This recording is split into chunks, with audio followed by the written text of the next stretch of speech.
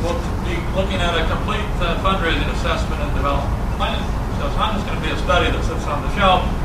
We're going to actually go out as part of the market study, go talk to all the museums in Lower Manhattan.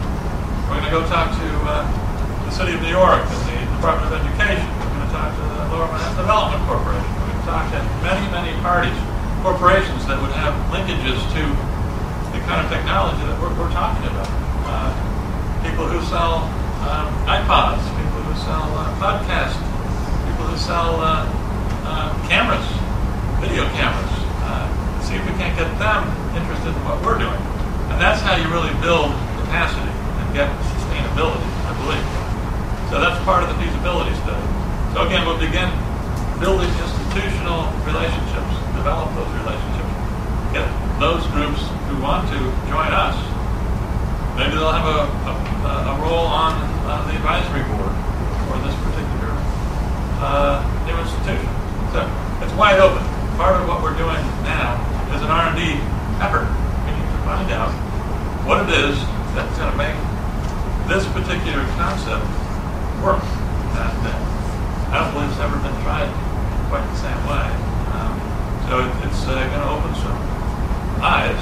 But I can tell you, I've been looking around, and this will be the first one. Go take a look at what they're doing down at Jamestown. And go to their website, and you'll see Jamestown is up and running. We can model right behind them, I think. I mean, the Half Moon was in that movie. They've already been using our assets. When I say our, that's loosely stated. The ship, the Half Moon, was pulled down there to do some filming for some of their supportive efforts. And their planning effort at the state level on down has been tremendous.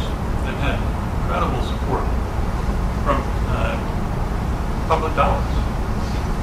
We're getting the first taste of public dollars.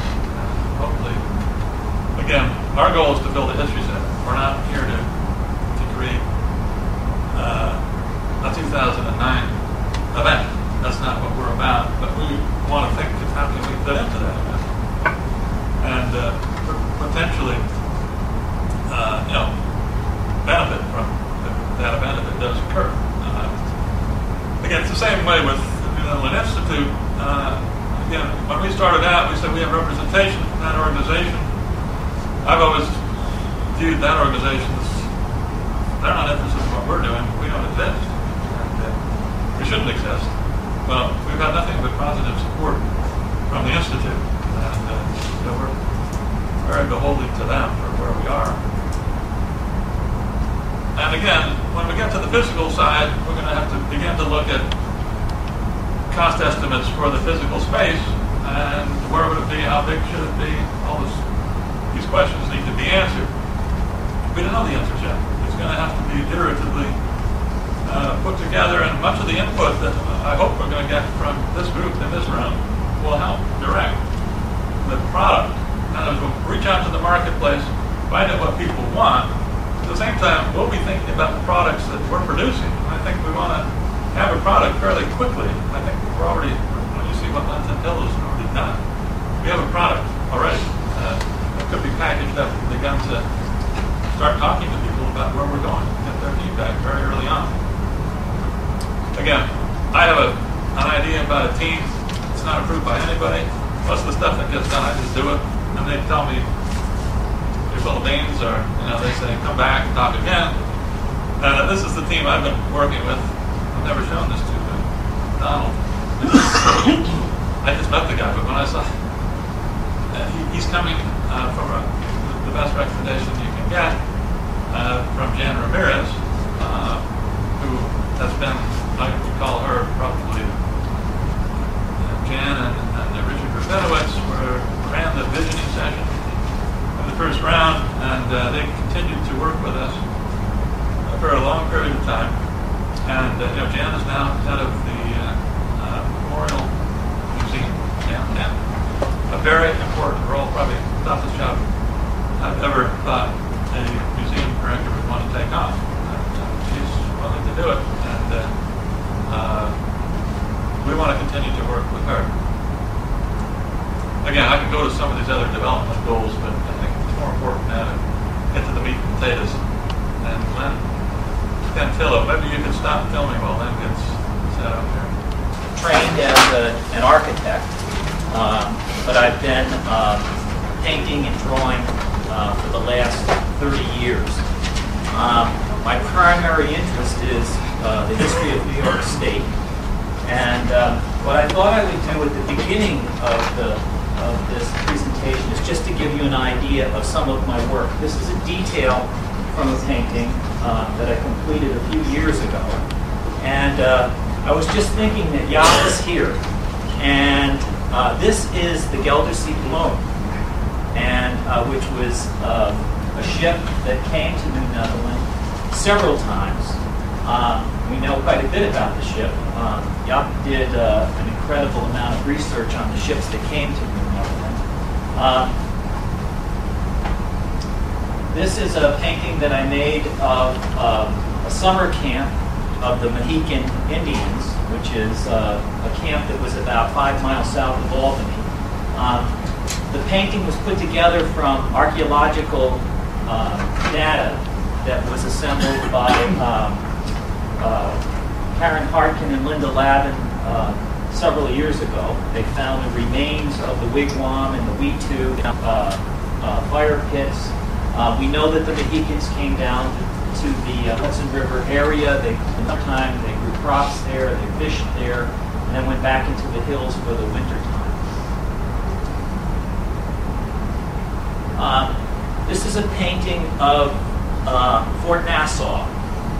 Fort Nassau was the first documented European structure built in New York State. It was built in 1614 by Hendrik Christensen. It was built in Albany, near the site of the Port of Albany on Castle Island. We know a bit about the building because it's described by Adrian Block on his map. We know how the dimensions of the building. This is a speculative painting of what it might have looked like. The title of the painting is The Trading House. It existed for just a few years. It was destroyed by a flood and never rebuilt but replaced by Fort Orange. This is the full painting that you saw the detail of in the beginning. Fort Orange is in the background and Beverwyck is behind that. A lot of my paintings have to do with the upper Hudson River. That's Fort Orange. This is Beverwyck. This is the Hudson River, and we are looking west. I've been painting Fort Orange for the last 20 years, and every time I approach the subject, it changes slightly. I'm going to be showing you a little bit later a painting of Fort Orange that I did 20 years ago. The one that you saw just before this was one that was done a couple of years ago. This sketch I made of Fort Orange about a month ago.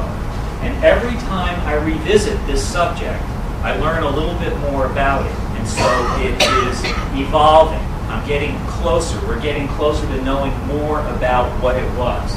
And that's the way history is. Paintings record it, but they aren't definitive. And the wonderful thing about this digital technology that we're going to be talking about today is that it's something that can be evolved. This is a recent painting. It's called Castle Island. It's the same place where the trading house was, Fort Nassau was, but this is in a much later time period. This is the 1640s. The ship that you see there belonged to Aaron Van Curler. We're going to be talking about that ship a little bit more in some of the other images that I've created. I'm really fascinated by Van Curler. He was an early settler here. He lived among the Indians. He didn't live in the fort. He lived north of the fort, married an Indian woman. He was involved in the fur trade. He also sold cattle and horses. And here you get a sense of life in the upper Hudson. We have crew and slaves loading his bark at low tide. The Dutch ran these small boats aground at high tide. The tide would run out. They then put boards down on the mud flats and carry their cargoes or unload their ship, and then back at high tide they'd be off again. So here we have Van Curler's bark picking up cargo.